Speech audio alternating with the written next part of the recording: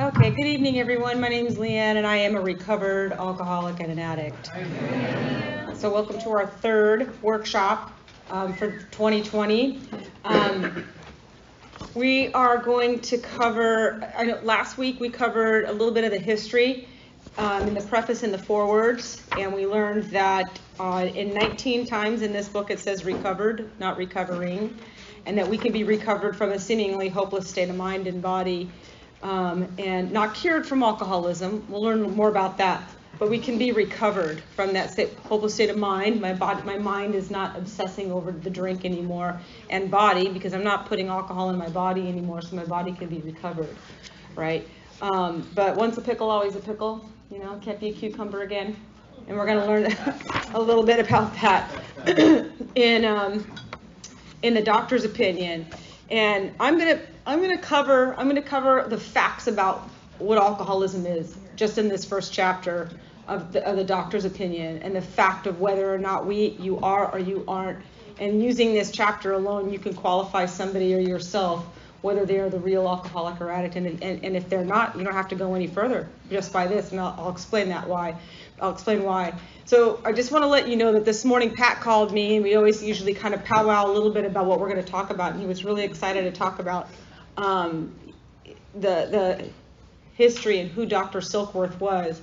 And I just want to let you guys know how blessed and fortunate you are to have someone like Pat, because this guy knows his history. He knows Alcoholics Anonymous. He knows a lot about it. And so, I mean, I'm gonna share a little bit. I'm gonna share a little bit about the doctor's opinion and what Dr. Silkworth was talking about. But then I'm going to turn it over to Pat, and he's going to talk to you about who Dr. Silkworth was. And I think it's really important that we understand the history of Alcoholics Anonymous and who the main people and characters were that played a huge role in my recovery and your recovery today. I think it's really important, and to be able to place ourselves back in that time, back in the 30s when they didn't have, a solution for a problem, and here was this man, Dr. Silkworth, who worked with over 30,000 alcoholics and addicts, and Pat will talk more about that. But, he could have done anything. This man was a doctor. He could have done anything, made a lot of money in the medical field, but decided to dedicate his life to us, and never got paid for a lot, but he was so passionate about what ailed us and what made us tick and what made us not tick, and why it was that we had this attachment to alcohol. He spent years, all of his life, until the day he died in 1950. And then when he died, I mean, it was a sad day for Alcoholics Anonymous, because he was such a huge role in discovering what it was that makes us alcoholic. And that's why the first part of this chapter, why does he only get Roman numerals? Why aren't his pages numbered? But seriously, the doctor's opinion has been left largely intact, because his solution to our problem has not changed. It is a fact today as to it doesn't matter whether you were an alcoholic 1,000 years ago or an alcoholic today. Alcoholism has not changed. Being an alcoholic has not changed. The effect of alcohol, the way I metabolize alcohol as opposed to, say, the way my husband metabolizes alcohol, has not changed. The non-alcoholic hasn't changed, and the alcoholic has not changed. Alcoholism has not changed. Our circumstances have changed, but internally and the way it affects us physically, Socrates' mother, if she was an alcoholic, had the same effect that I have when I put alcohol into my body. See what I'm saying? It has not changed. So if you want to open your books, I'm going to go over a little bit of the chapter, and I'm going to explain a few things as we go through here. This happens to be one of my favorite chapters in the book of Alcoholics Anonymous. You're going to hear me say that at every chapter. But no, seriously, I really love this chapter because it really explains what alcoholism is. We're going to also learn that alcoholism and drug addiction is a three-part disease, right? It's physical, it's mental, and it's spiritual. I can understand the physical, I can understand the mental. We'll talk about the spiritual later. We'll talk about the spiritual later tonight, because Dr. Silkworth talks about the spiritual. And that's the solution to our problem is spiritual. I mean, we're not even we're still in the Roman numerals of the book, and Dr. Silkworth is going to talk about what our solution is to our problem, and our solution to our problem is spiritual. There's not a prescription that he can write. There's not a prescription that any doctor can write today that our solution to our problem is spiritual. So on the first page of the doctor's opinion, depending on what book you're using, it talks about how this man and over 100 others have appeared to have recovered, right? Past tense.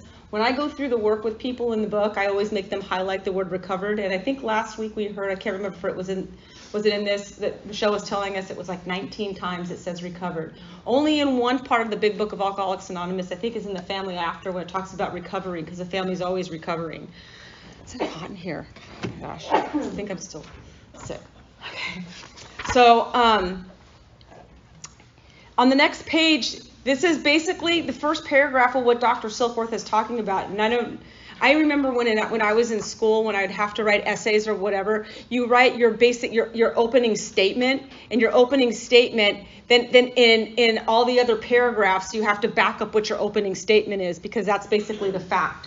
And it says right here, if you go to the middle, to the bottom of the first paragraph, it says, in our belief, any picture of the alcoholic which leaves out the physical factor is incomplete. The bottom of the, right under where it says, yours truly, Dr. Silkworth, on the second page. All right, and then you read the first paragraph, the physician who at our request, go to the bottom of that paragraph. These things were true to some extent, in fact, to a considerable extent with some of us, but we are sure that our bodies were as sickened as well. In our belief, any picture of the alcoholic which leaves out the physical factor is incomplete. If I don't have the physical factor, if I don't have the physical addiction to drugs and alcohol, am I an alcoholic? No. Can you have the mental obsession and the spiritual malady and be an alcoholic? No. You have to have, can you have the physical and then maybe like, not have a spiritual malady? I don't know how that would happen, but let's just say you have to have the physical factor of this problem in order for you to be considered an alcoholic. And so what does the physical factor look like? The doctor's theory that we have an allergy to alcohol interests us.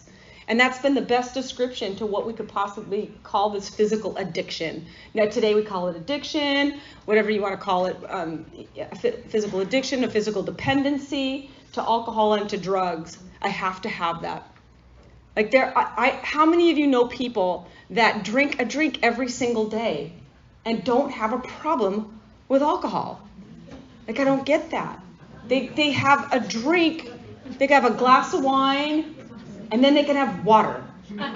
They can go to a party, and there'll be like 12 people and 3 bottles of wine, and they don't freak out. Like, I freak out. Like, I'm like, oh my God, like, this is all that there is. 1 glass of wine for everybody. My brain is already thinking, because it knows that when I put that alcohol into my body, I'm going to have to figure out a plan of how I'm going to get more. How long are we, when is it until we leave? How long am I going to be here? Right? Seriously, stresses me out. Drinking was work. Right? Do you guys, online, can everybody relate to that? Can everybody relate to this physical feeling? Right? Because I'm going to ask you a few questions so we can give some examples of what that looked like in your life. And the physical addiction to alcohol and to drugs doesn't look like a DUI. It doesn't look like a divorce. It doesn't look like it. That's some of the circumstances that happen to us. But on a daily basis, what does it look like? What did it look like to you? Even if you drank once a month, what happened to you when you put alcohol into your body? Could you control the amount that you drank? Could you control what you did after you put alcohol into your body? Were you full of responsibility after? See what I'm saying? Like, something, there's a phenomenon of craving that happens to us who are alcoholic and who are addicts. A phenomenon of craving has to happen. That has to take place in our minds. May tell us that it's us wanting to drink more. I just want to drink more. Or how many of you say, well, I can stop, I just don't want to stop. Yeah. Like you think you don't want to stop, right? I can stop, I just don't want to, right? You don't want to because you physically can't. We physically can't. Those of us, how many of you can relate to that? Right? How many of you can relate to that? Okay. Listen, I've taken people through the work before and I've gotten through this chapter and they can't relate to it. It's happened like once. But there has been, and I think it's super important that we understand this. I'm really glad the doctor's opinion is in the very beginning of this book so that we can qualify those people that were taken through the work, because if they don't get it, like, you know, I'll try to talk to my husband, like, he's like, how come you can't just have one drink, right? Later in the chapter, it talks about people saying, he's such a nice guy. I don't know why he can't stop for her. Like, you know, some of the things that make sense to them, they don't make sense to us. They don't understand what happens. There's a phenomenon of craving that happens. When you go to a meeting and you hear someone who's got some time under their belt, I don't care if it's a month or 2 months or 2 years, they're going, I'm craving a drink. They are not craving a drink. The big book is telling us the craving only takes place once alcohol is put into our body. That's the only time the craving takes place. If you're thinking about a drink, you're obsessing or thinking about it, but you're not craving a drink, because the craving doesn't take place until it's in it, once we take that first 1 or 2 drinks or whatever it takes to initiate that. We have to understand. I have to understand this. Dr. Silkworth is very clear about explaining to me that I don't metabolize alcohol like anybody else does, like the average temperate drinker. The average temperate drinker can drink 5 or 6 drinks and quit, you know, and just think that he wants to be responsible. I don't know if some of you were here last week and heard my husband share about doing meth. He's like, I remember, you know, I used to just party with all of them, and, you know, I would know that like at 11 o'clock I needed to go to bed, so I'd take that and I'd, you know, save it for the following week, you know, so I could go to bed and wake up in the morning and go to work. And like, you know, I used to think he was crazy, but he's not an addict, right? Does that mean that he goes and does meth? No. Does it mean that you can do it, right? That's, first of all, it's against the law. But can he drink alcohol? Can you drink alcohol? He can drink alcohol normally. He doesn't have that. The phenomenon of craving never takes place. Some of us build up allergies to things and some of us don't. That's why the definition of an allergy interests us. So in our belief, anything that leaves out the physical factor is what? And it means that you are an alcoholic or you are not an alcoholic if you don't have the physical factor. So when we go through some of these questions and like it says, what makes me different? You know, it's because you do or you don't have the physical craving. That's what separates you from the non-alcoholic, is the physical factor. Bottom line. The dictionary defines it as this. This is why the definition of an allergy interests us. Allergy is a condition of unusual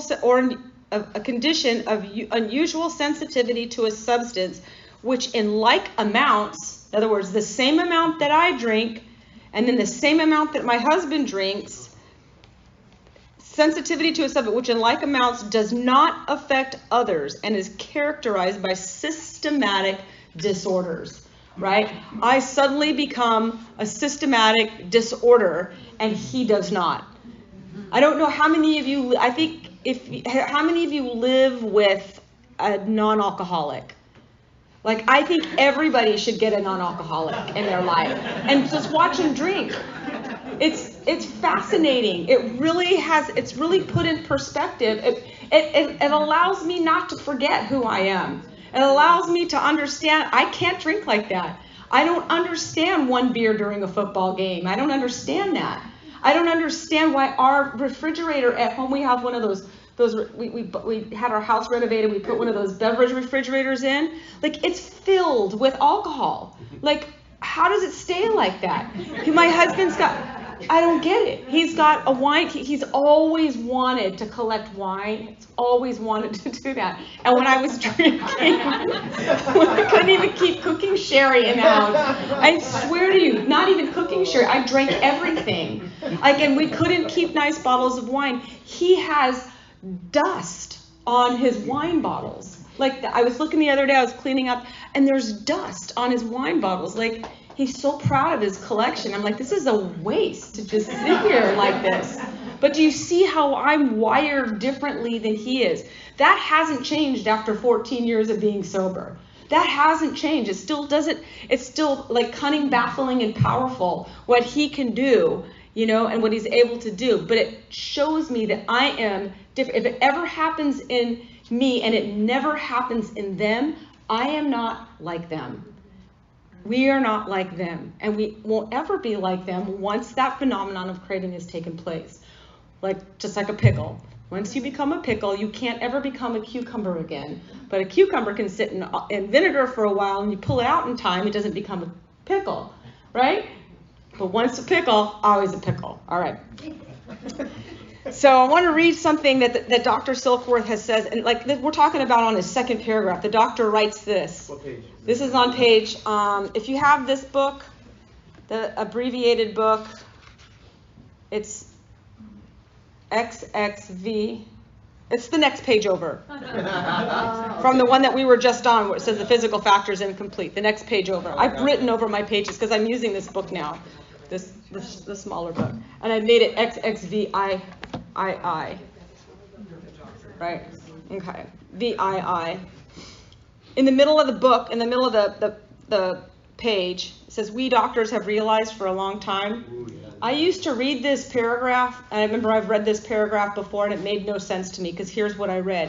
"We doctors have realized for a long time that some form of moral psychology was of urgent importance to alcoholics. But with its applications presented difficulties beyond our conception, what with our ultra-modern standards, our scientific approach to everything, we are perhaps not well equipped to apply the powers of good that lie outside our synthetic knowledge." What? Like, that makes no sense to me. When I would read when I would read the big book, I just would read past stuff like that. I would never stop to define what they were talking about. It didn't make that much sense to me. But here's what they were saying. This is what our friends, Max Cheater and Dan Sherman and all those guys that had written in their books, this is what they wrote to basically translate what the doctor's writing, because the doctor's writing as a scientist, right? "We doctors have realized for a long time that some form of a spiritual experience was of urgent importance to alcoholics, but its applications presented difficulties beyond a doctor's conception. With the doctor's ultra-modern standards, a doctor's scientific approach to everything, doctors are perhaps not well equipped to apply the powers of God that lie outside a doctor's synthetic knowledge." Now that rings home for me, and that makes sense to me. So that's basically what Dr. Silkworth was saying. Pat's going to go into more detail about who Dr. Silkworth is and his belief in God, because he saw it come to life with all these alcoholics. He saw it come to life with the alcoholics that got it and started working with others, and saw that some form of a spiritual experience, some connection with a God that they understood, was the only scenario to make them to help them recover from the seemingly hopeless state of mind and body. So if Dr. Silkworth were to write a prescription today for the alcoholic, his prescription would look something like this: work with others and get God. And that would be his prescription. We don't see doctors do that today because, you know, they want our money. Bottom line, treatment centers want your money. They want your money. They want you to go in there. They think that they can treat you and just keep you dry for a little bit, and they put you in a circle and let you talk about your problems. And then what happens is that little fiasco of shit that happens in the treatment centers is brought into our meetings, and that's what we see in our meetings. People sit around talking open discussion meetings about nothing that have anything to do with solution-based recovery. And that's why we have so many just dysfunctional meetings today, is because, you know, thank you doctors out there in treatment centers that think they know people that don't have the passion for the alcoholic like Dr. Silkworth did, and understand that he says right here on the next page over, if we move over to 2 more pages over, it says one feels that something, this is on page XXV, so 25. One feels, and towards about 2/3 of the way down, one feels that something more than human power is needed to produce the essential psychic change. Though the aggregate or the combined total of recoveries resulted from psychiatric effort is considerable, we physicians must admit that we have had little impression upon the problem as a whole. That they can't fix you. No matter how many times, no matter what doctor, a doctor is not going to be able to fix you unless he's giving you the solid advice of getting in it, of doing the work, going through the steps, getting God, and working with others. Many types do not respond to the ordinary psychological approach, because later what we're going to learn is we're also riddled with a mental obsession, that just removing the alcohol is only scratching the surface, right? But that is the beginning. And that is the basis of our problem, is that we have a physical allergy to alcohol. Go back a page where it says, we believe at XXV, wait, I don't know. I've written over my pages, so I'm not sure what it is. XXVIII. We believe, and so suggest a few years ago, that the action of alcohol on these chronic alcoholics is a manifestation of an allergy. Again, he's now talking again about an allergy, being allergic to something. That the phenomenon of craving is limited to this class and never occurs in the average temperate drinker. The allergic types can never safely use alcohol in any form, solid and liquid, right? Can never safely use alcohol in any form. And once having formed the habit and found they cannot break it, once having lost self-confidence, their reliance upon things human, their problems pile up on them and they become astonishingly difficult to solve. How many of you have had people that just begging you, frothy emotional appeal, begging you? I mean, we've all begging you, please just quit, please don't drink this, please just stop it too. Like, I think that's more frightening as an alcoholic, right? To be able to stop it too. Restless, irritable, and discontent. The book talks about that at the very bottom page. They are restless, irritable, and discontent unless they can again experience a sense of ease and comfort, which comes at once by taking a few drinks that they see others taking with impunity or with no consequence, right? Why can't I drink like that? It was always baffling to me. Why is it that I just lose control? My prayer every morning in the shower would be, God, just make me a normal drinker. Like, I don't even know if I'd want to be that, It just doesn't sound appealing to me because my mind's not wired that way. I don't know that being a normal drinker is something that I really ever wanted to be. I just didn't want to lose control. God, just please keep me from losing control. Please keep me from, I wanted, like, I can imagine what God was. What are you talking about? This shouldn't be your prayer. Craving versus obsession, right? Craving versus obsession. I just want to make really clear. Are you craving a drink if you're thinking about a drink after 2 years of not having a drink in you, whether you have a program or not? Are you craving a drink once you put it into you? Yeah. Could you be craving a drink 2 days after a drink? Yeah. Right? Because it takes how long for alcohol to leave your system? Right? DTs can last sometimes for a week, a week. How many of you actually experienced physical detox? Wow, a lot of you. Okay. Probably, and there's different levels. I like Pat had some, mine were just sweat, like I had night sweats, I thought I was going through the change, right? I'm like, I must be, like I couldn't imagine that it was anything. But, there's that's pretty mild, but then there are some that are severe, yeah. And there's only 2 substances that you can die from in DTs, and one of them is not heroin. You feel like you're going to die, right? You feel like you're going to die from heroin withdrawals. How many heroin addicts do I have in here? Don't you feel like you're going to die? Yeah, but you're not going to die. You can die from alcohol and benzos or Valium, right? You're a nurse. I know, but I don't. Those are the only 2 things that I know of, and that's how it was years ago. I think it's still the same, right? Yeah. There's that. Do you have to go through physical DTs in order to have a physical allergic reaction to alcohol? No, you don't. See, I used to think that.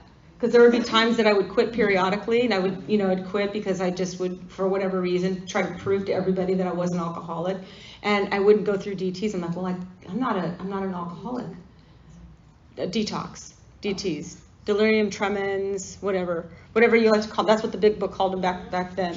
But you don't have to actually experience that. So what are some of the things that when we get up here to share, I want you to come up here and talk about what the physical allergy looks like when once putting alcohol or drugs into your body. Not what you did. This isn't about telling a story about, when at this time, I would, drove my car up. Like, what did it feel like? For me, I would tell myself, I would wake up in the morning and I would swear off alcohol. I can't tell you how many times I'd swear it off. Like this time, and I meant it.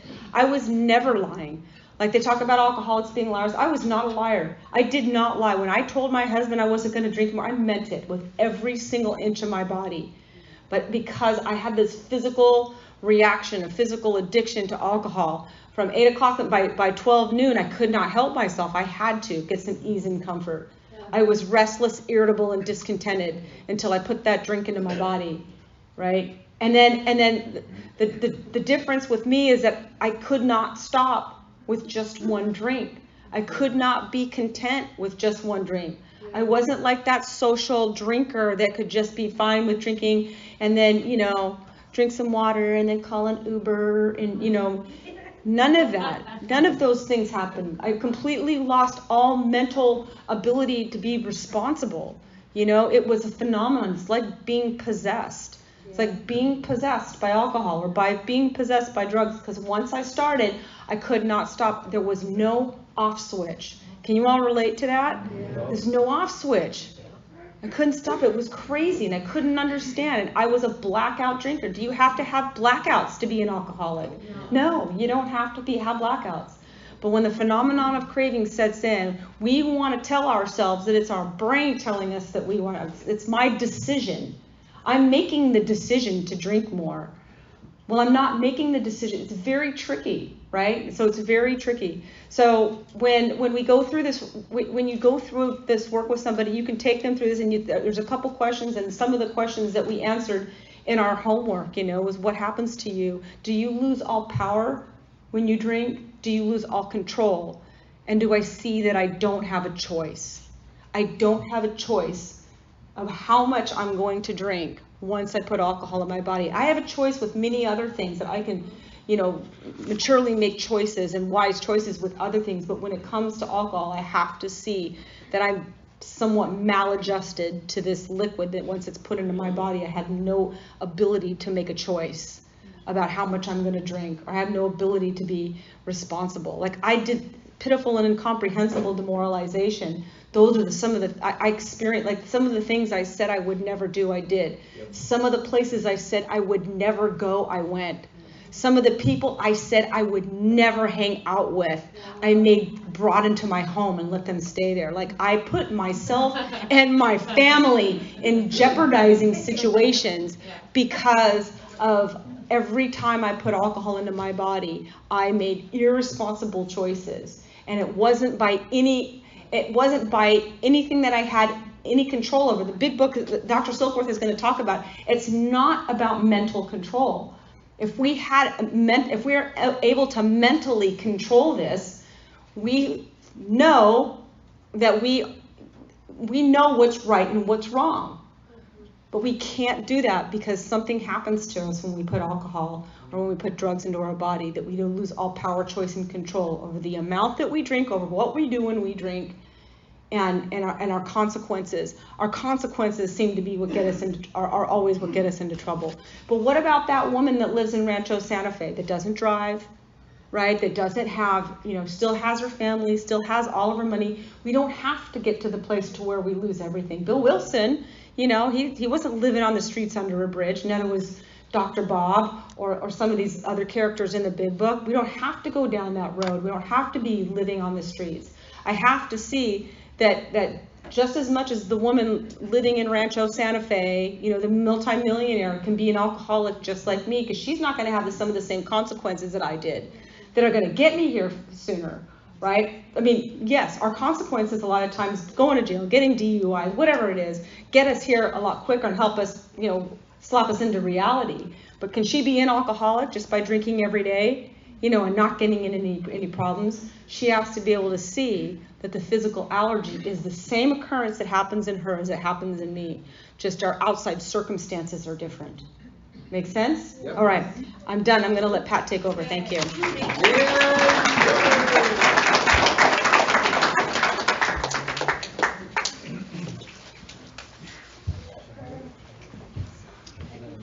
Pat alcoholic. Hi everybody. Everybody do their homework? They did do the homework, right? How did you guys sit with that homework? Did you sit with the homework a little bit? And By the way, this was left from last week. If there's a lady in the house, I don't think it's a guy, it could be, I don't know. But if there's a lady in the house that's missing, there you go. And your questions are there too. You got it. Yay! Reunited. I feel so good.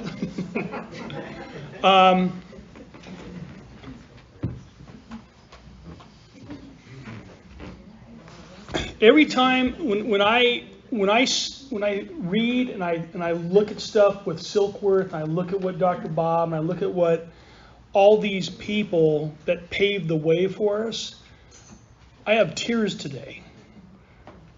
I'm reading Silkworth over the last week or so again, and I just break out in tears. God did for us what we can't do for ourselves. Yes, amen. And I want to paint a picture of who Silkworth was. I mean, first of all, great job on explaining the physical allergic reaction. Don't need to answer. That is the core of our disease. For me, the physical allergic reaction was not very subtle. It was like an airplane with 30,000 feet in elevation and the window pops out. And there's a vacuum created. And that was the feeling that came over my body as soon as I had a drink. It was insanity. And I had to have more, and it didn't matter where I was, what I was doing, or what I was supposed to be doing. I would do anything for the drink. It wasn't always like that. It grew to the place. See, the other thing that's hard about this allergic reaction is that it gets worse over time. If you have not been drinking or using for years and you went back out today, the allergic reaction to the drink, to the drug, would be worse today than the worst experience you had when you quit. Now that alone ought to sober you up.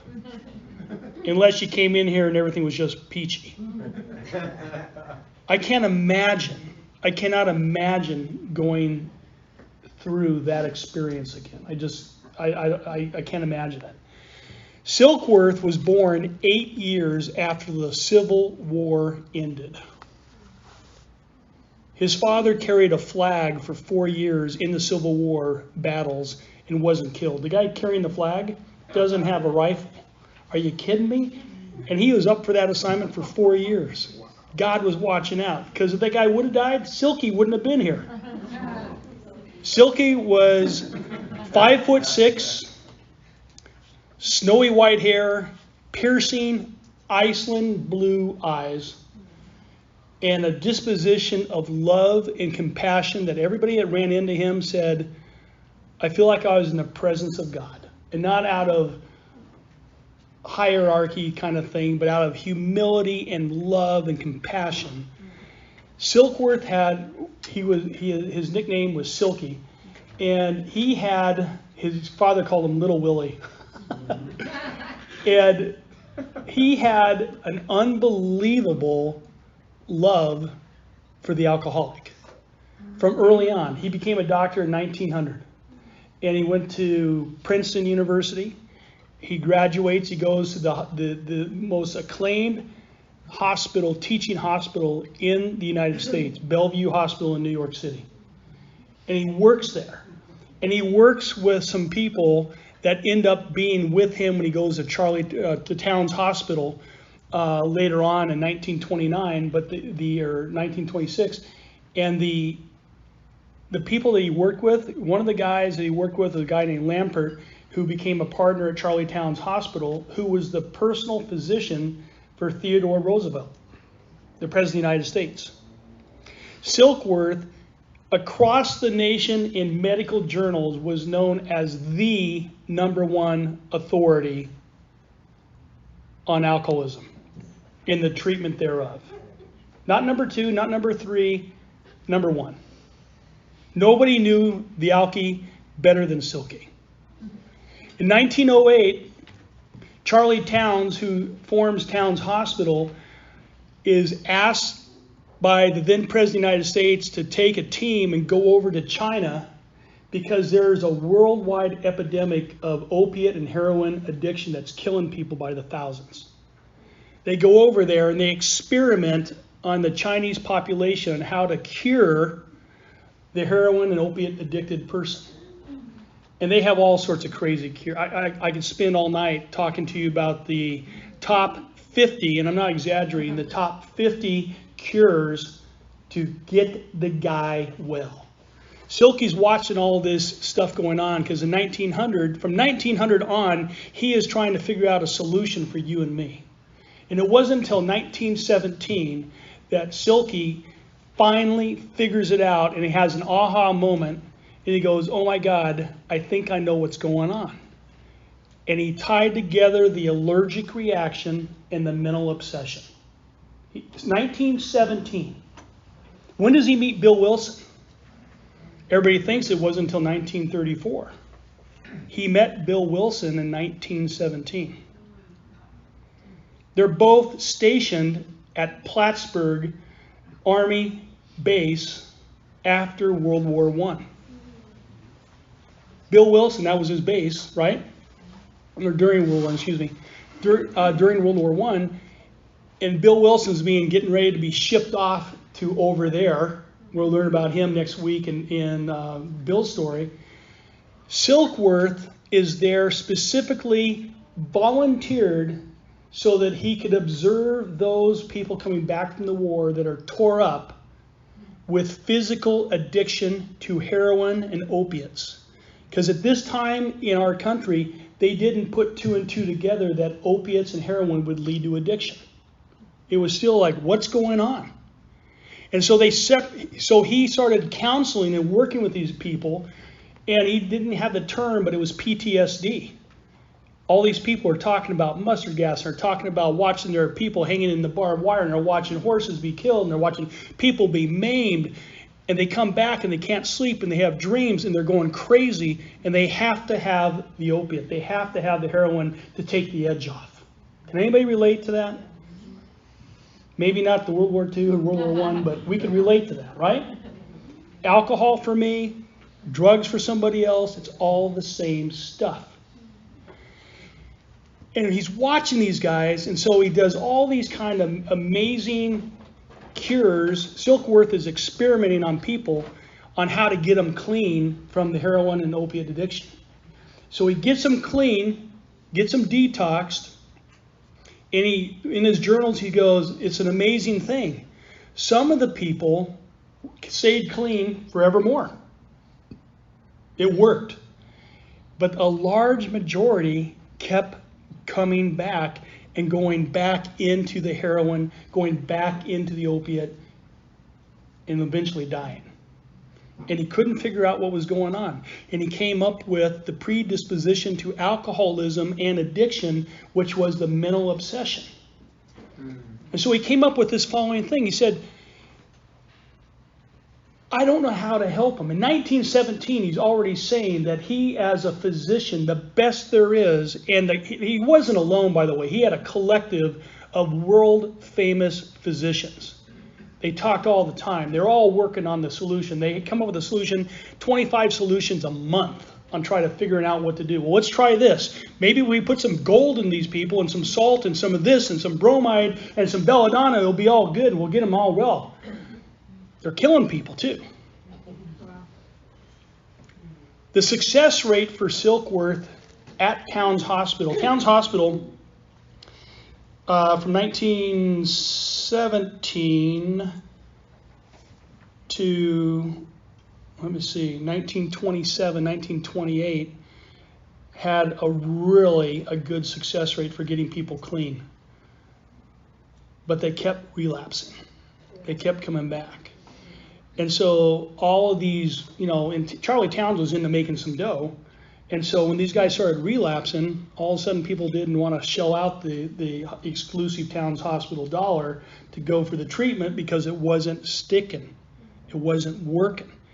So Charlie Towns hires Silkworth and says, buddy, come on in, bring your team, do whatever you want to do, reinvent the treatment cure for the alcoholic and the addict. And Silkworth says, I'm going to concentrate on the alcoholic. Didn't mean he didn't care about the addict. That wasn't his point. He said, I've got to narrow my focus in terms of what we're doing. And he goes through all these different treatments of what's going to go on and how to get the guy physically separated from the drink. And this is where you don't hear about this very much in the program or even from the original writings in the big book. But Silkworth has a phenomenal faith in God. Silkworth is like a first century kind of Christian kind of guy. And he knows another name that we're going to learn about, Sam Schumacher. He's going to Sam Schumacher's church called Calvary Episcopal in New York. And he's talking to Sam about this stuff. And he says, Sam, I get these guys separated from the drink and they look like they're doing better. And then darn if they don't come back and they're worse off than they were before. I think they need a spiritual solution. And I don't know how to get them there. They need to meet God of their understanding, but I don't know how to get them there. Because everything that I'm trying to do is to separate them out. So you got to picture, we're in this room tonight and we fundamentally know from 1935 till 2020 that the solution in this big book of Alcoholics Anonymous, it works. There's no doubt about it. Success rate if we do this deal is 93%. And I'm not exaggerating. The success rate in BBA is over 80%. 80%. That ain't bad. 75% in Akron, Ohio. So Silkworth says, I don't have the power to take the person to the necessary psychic change. There's nothing I could do to ward off the predisposition to the mental obsession once they get separated from the drink to going back to the drink. And I am highly frustrated. And that's why when Leanne read about we doctors do not have the power to accomplish the good, what God can do. We don't have it. And he started putting this out to medical journals in 1937. Silkworth was a voracious, powerful writer. And he wrote for medical journals for the rest of his life. And he was constantly humbling himself in public, in print, by saying the solution that I had come up with before Alcoholics Anonymous was not, the success rate was less than 2%. Less than 2%. People were routinely dying from the DTs at Towns Hospital. It was a crapshoot. They didn't know how to detox out of the DTs. They were experimenting. One of the theories was we're going to give them a little flicker of salt in a bunch of water and then a little bit more salt, and maybe that'll do the trick. And then they came up with belladonna, is really a poisonous plant from the Orient, and add some gold speckles in there. And then somebody says, hey, Silky, gold doesn't absorb in the body. Maybe not a good idea. So even though they called it the gold cure, they didn't put any gold in the medication. So I don't know what that was about. People are dying routinely, 2% success rate, and he wouldn't give up. He would not give up. Bill Wilson shows up in the hospital. Bill had already been to the hospital. I'm almost done because we have a half an hour for time for everybody to share. Bill shows up in the hospital in 1934. He'd been there with Silky 3 times. In the last 2 years, he'd been there 3 times. It was the 4th time that we hear about really when everything starts lighting up and he has the white light experience and things we hear about in the book. Between the second and third time, Ebby Thatcher meets Bill Wilson and says, Bill, the solution to what's going on, and I'm paraphrasing here, but the solution to what's going on here is spiritual. It is not psychological, and it's not physical, and it's not willpower. It's God. If you don't get God, you're going to die. Silkworth in the hospital told Bill Wilson between 2 and 3, his second and third visit, Bill, if you don't get God, you're going to die. You're gonna die of DTs. You're going to go wet brain. You're going to go insane. They only had 2 wards in the hospital. They had the insanity ward, and then they had the insane asylum. That was the deal. There wasn't a treatment. They just locked us up with criminally insane people and said, have fun. See you later. Bill Wilson hears this from Ebby Thatcher, and he says to Silky between visit 3 and visit 4, he said, I think I need you to detox me one more time because I got to be clear enough to be able to sit through and think through what Ebby told me about a possible solution. And when he heard the solution from Ebby and he tried to pull and he put it together with what Dr. Silkworth was saying, it came out as this. I have a physical allergic reaction to the drink. I have a mental obsession. And once I get separated from the drink, I'm left with this mental obsession. And the only thing that's going to beat this mental obsession is complete deflation of ego at depth. And if I have complete deflation of ego at depth, which was Silky's words, then you'll be ready for the spiritual solution. And he was slow to pinpoint everybody into Christianity, but he basically said, you need the great physician. And he's talking to a patient named Charles, and Charles is wealthy, and he'd been in and out with towns. I'll end with this story. And he comes back and he's looking at Silkworth and he goes, gosh, there's got to be a way that you could save me. There's got to be a way. And he says, I'm out of my league now. I don't know. This is before, Bill and the gang are out there. He says, I'm out of my league. I don't have a solution. He says, you've got to have a solution. Well, you're the best. Who else should I go see? And Silky stepped back and he sat back in his chair and he goes, well, there is the great physician. And the guy, not really putting 2 and 2 together, he says, great. Where is he and how much? And Silky goes, I don't think you understand the price. The price that the great physician wants is more expensive than you may be willing to pay. He goes, I've got money. I'll pay whatever I need to pay. He said, the price for the great physician is everything that you have. See, the great physician, Charles, wants all of you.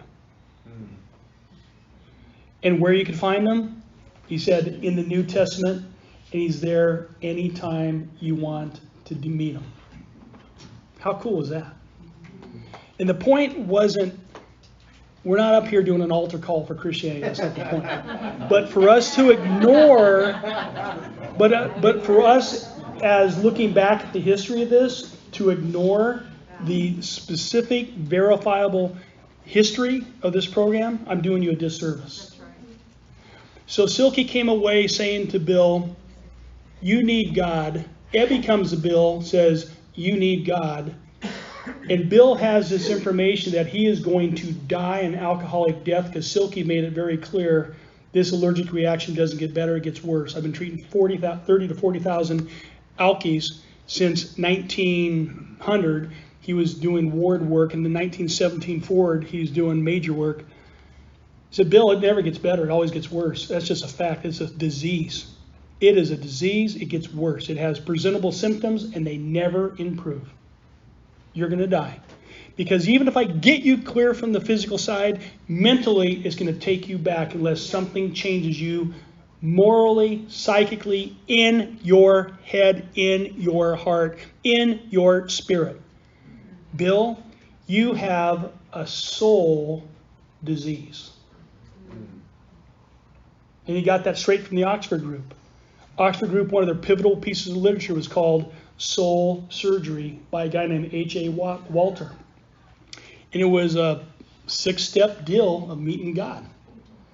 And the idea behind it was, unless you have your deflation of ego at depth, which was the whole purpose of the doctor's opinion, to get a clear deal for us to say, I either figure this thing out and be willing to be open to a solution, or I am going to die. Last statement, and we're going to open it up for you guys for the questions. It's going to be great. We got a half an hour. It's going to be awesome. I wasn't open to God when I got here. Heard that. I wasn't. But I was god dang open to not dying. Yep. I knew without a shadow of a doubt that this disease was killing me. And I knew that unless I could get separated from alcohol for good and for all, not one frickin' day at a time, Yeah. I literally was going to die. And I had a little bit more in me that wanted to live than wanted to die. Not much. I had a smidge.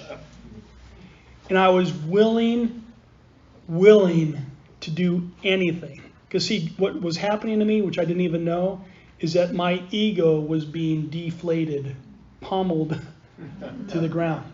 Because I couldn't win this battle. Yeah. And I was scared to death, even though I didn't even know what that felt like. Bill Wilson was scared to death. Silky was routinely in tears and grieving because he couldn't figure a way to get them over the bridge. He could separate them from the drink. He could tell them about the mental obsession that's going to drive him back to the drink, but he had no power cable to plug them in. The rest of this book, and if you read Silkworth and the Doctor's Opinion all the way through those 5.5 pages, it keeps on saying, I am powerless over the drink. Do you identify? We, as physicians, are powerless to give you the solution. And all you guys keep coming back to us, physicians, and you should be going over to the minister. It was a weird deal. And see, this isn't about looking cool. This isn't about belief systems. This isn't about what brand of belief you want to have. This is about life and death and whether you want to live. And the byproduct is the life that we get as a result of going through this work. And I will say this till I don't even know when. I've been sponsoring people the way that we're working through this for 17 plus years. I've never, not once, seen somebody not get this spiritual solution that has gone through all these steps the way that we do it. It is a guarantee. I've never backed off that statement. I've never been proven false on it. I want everybody in here, as we're sitting in meditation, I'm going, God, do the deal you do. Wake us up where we need to be waked up and separate us from our prejudice where we're prejudiced. Yep. And give us an open heart so that we can be saved and be free. Yep. Let's open it up. Yeah. I'm all done. Yeah.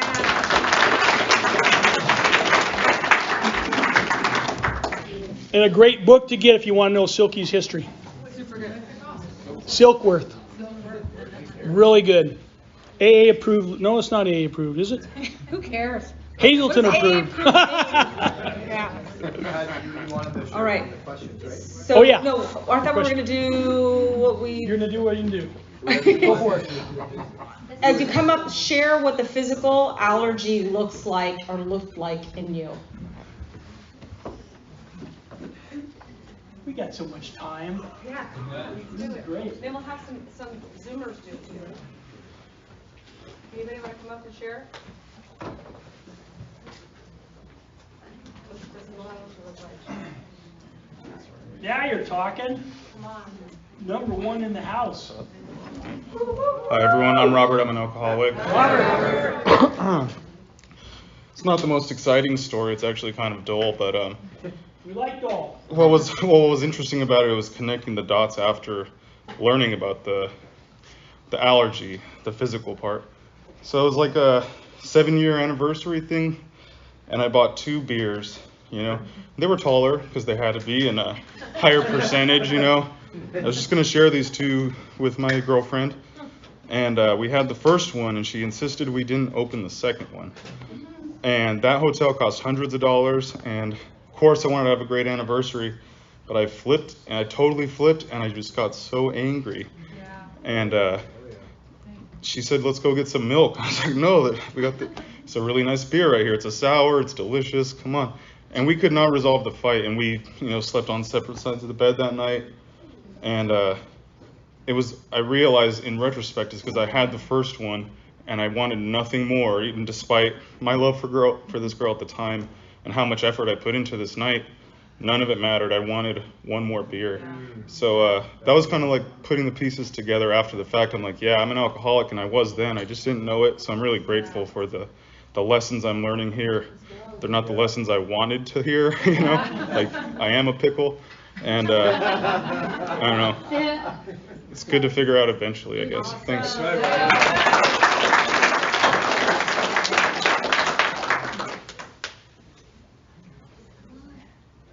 I'll share.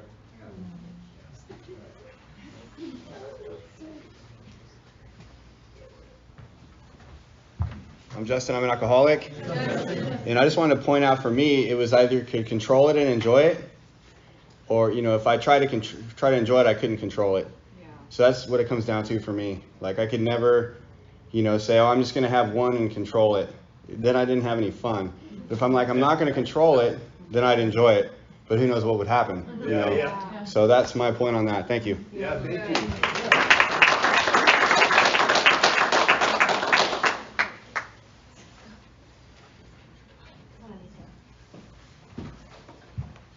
Anissa, alcoholic, heroin addict. Hey, Zoomers. Yeah, I think when I first got to Alcoholics Anonymous, I used to try to hide out in the back because I was like, I'm a heroin addict. I don't identify. My sober living wanted me to come to these meetings, so I was like, fuck it, I'll check off the boxes. But if I'm looking back, like, at the physical craving for me in regards to heroin, of course, was the physical dependency, where the withdrawal, where I couldn't stop. I was dependent. I had to do it. But when I would try to stop heroin, I could stop for, I get clean, you know, do the whole medication-assisted treatment for so long, and then without anything, I would be drinking. And I would just switch over to alcohol, and I'd be stealing fifths of Hennessy from Costco, thinking I don't have a fucking problem. And then I'm like driving late at night, and I'm seeing people in my back seat that aren't really there. DTs, maybe, I don't know. But it was really clear. It was very important for me to come in here. I always say that God put me in Alcoholics Anonymous to get me to see what my alcoholism really looked like, because I identified with the drugs for so long, and it was like, it's only the drugs, I can stop the drugs. But when I stopped the drugs, I was drinking, or I was having sex, or I was shopping, or I was doing this and that, you know. So it's there, and that physical craving, it's awful, you know. And then I like what you said, though, make it really clear about how the physical craving, I cannot physically crave something I'm not actively putting into my body. So if I'm obsessing over stuff today, I need to look at that, right? Because it's not, at 4 years sober, I'm not physically craving the drugs and alcohol, but I think what I'm about to say is later work. But yeah, that's it. Good job.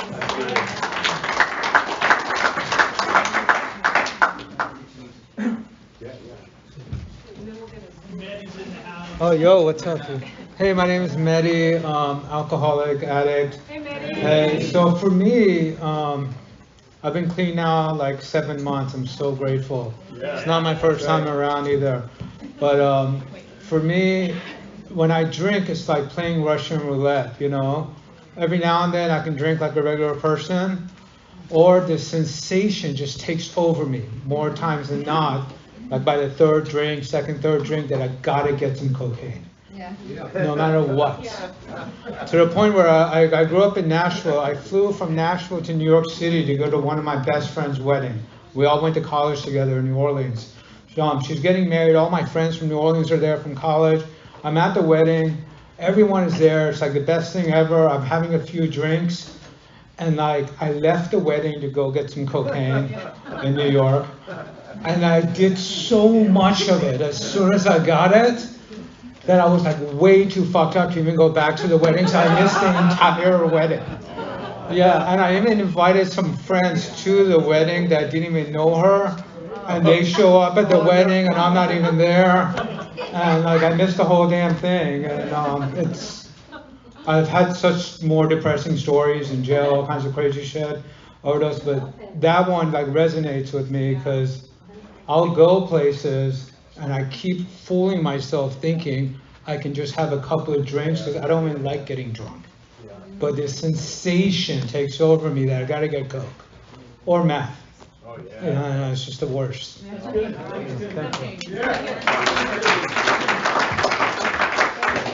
Is there anybody online who wants to share? Karen? Anybody? Would anybody like to share? Anybody?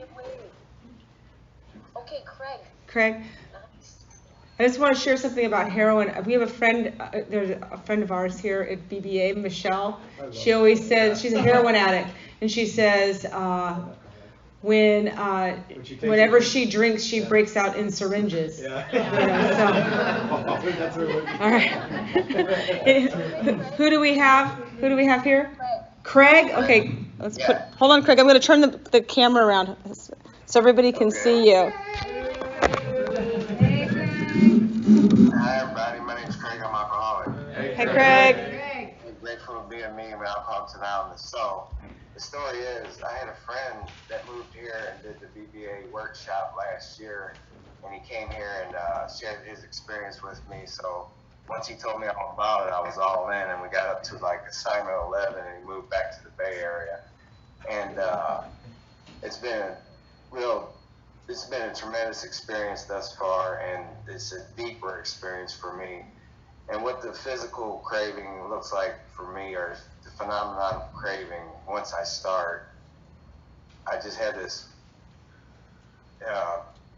huge urge just to keep on drinking or drugging or whatever I'm doing. And if I'm with you and you want to stop and leave or whatever, I get very upset with you. Almost want to like fight you because you're ruining the party. But yeah, just doing this first step in this BBA workshop is just making me have a deeper experience with the mental obsession, the physical craving, and the spiritual malady for sure. Because it's easy for me to agree with you. Are you powerless over alcohol? Your life unmanageable? Yeah, I could gloss over that all day.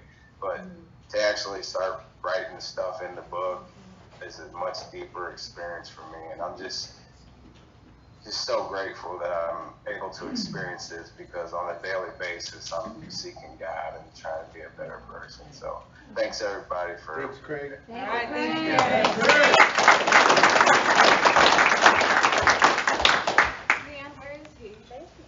Craig, where are you from?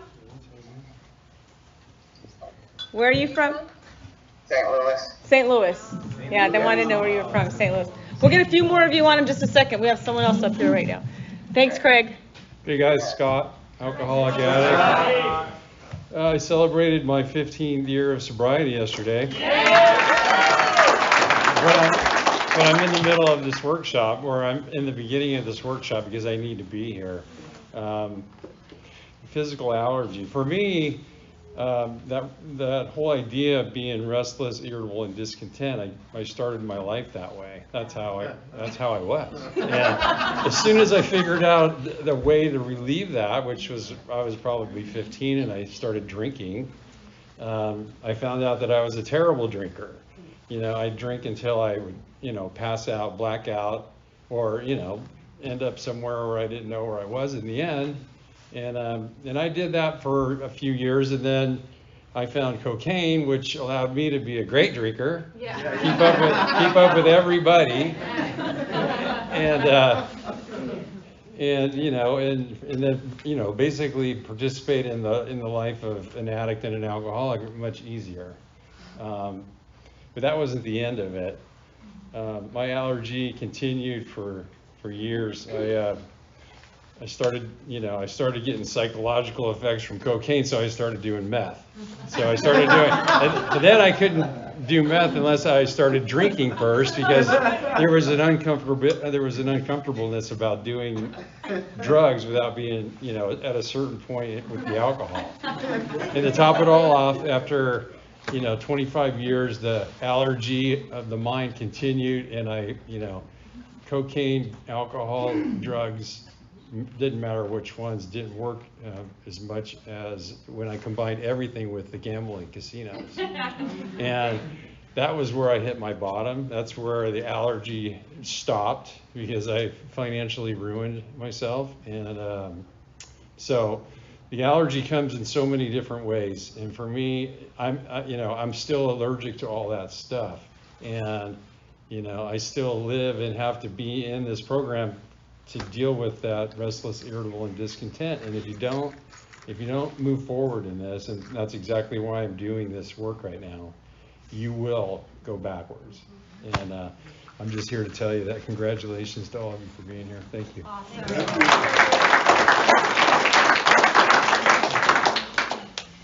Does anybody else want to share? Yeah, go ahead. Diane? Yeah.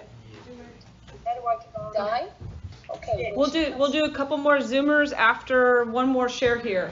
Yeah, Bill was in the batter's box. So Di, you?